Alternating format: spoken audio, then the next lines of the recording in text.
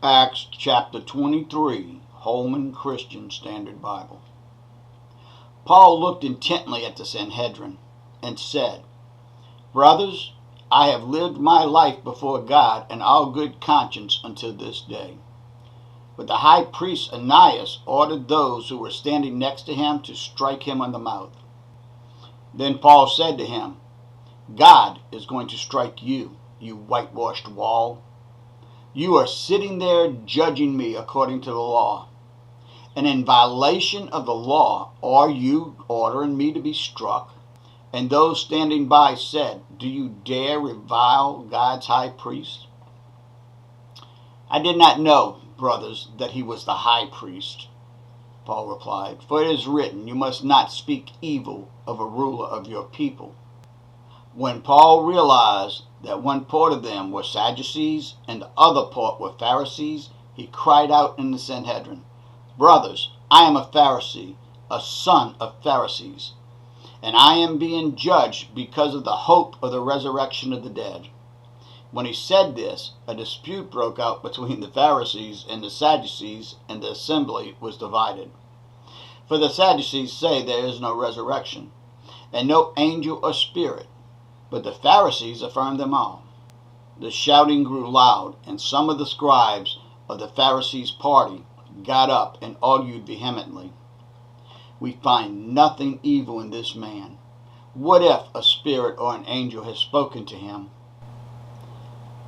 When the dispute became violent, the commander feared that Paul might be torn apart by them and ordered the troops to go down, rescue him from them, and to bring him into the barracks.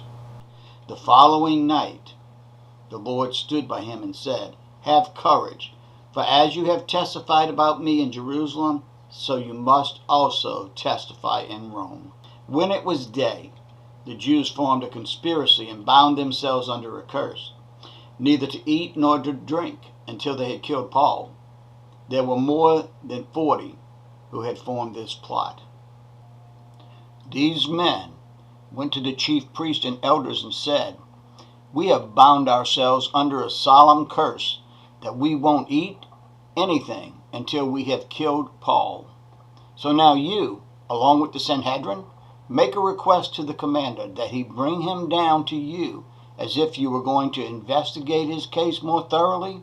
However, before he gets near, we are ready to kill him." But the son of Paul's sister, hearing about the ambush, came and entered the barracks and reported it to Paul. Then Paul called one of the centurions and said, "Take this young man to the commander, because he has something to report to him." So he took him, brought him to the commander, and said, "The prisoner Paul called me and asked me to bring this young man to you, because he has something to tell you." Then the commander took him by the hand, led him aside, and inquired privately, "What is it you have to report to me?"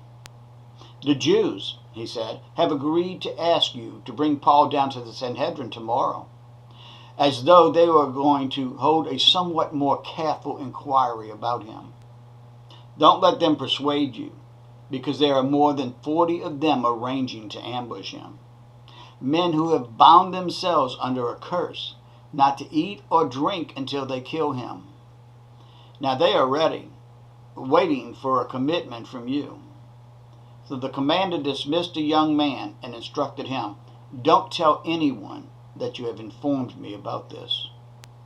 He summoned 2 of his centurions and said, "Get 200 soldiers ready with 70 cavalry and 200 spearmen, and go to Caesarea at 9 tonight. Also provide mounts so they can put Paul on them and bring him safely to Felix the governor." He wrote a letter of this kind: "Claudius Lysias, to the most excellent governor Felix. Greetings.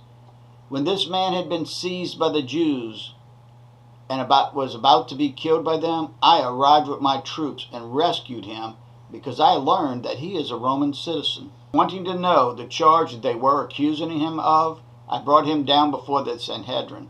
I found that the accusations were about disputed matters in their law, and there was no charge that merited death or chains. When I was informed there was a plot against the man, I sent him to you right away. I also ordered his accusers to state their case against him in your presence. Therefore, the soldiers took Paul during the night and brought him to Antipatris, as they were ordered. The next day they returned to the barracks, allowing the cavalry to go on with him. When these men entered Caesarea, they delivered the letter to the governor. They also presented Paul to him. After he read it, he asked what province he was from. So when he learned he was from Sicilia, he said, I will give you a hearing whenever your accusers get here too. And he ordered that he be kept under guard in Herod's palace. Please click like if you are on Facebook, or subscribe if you are on YouTube.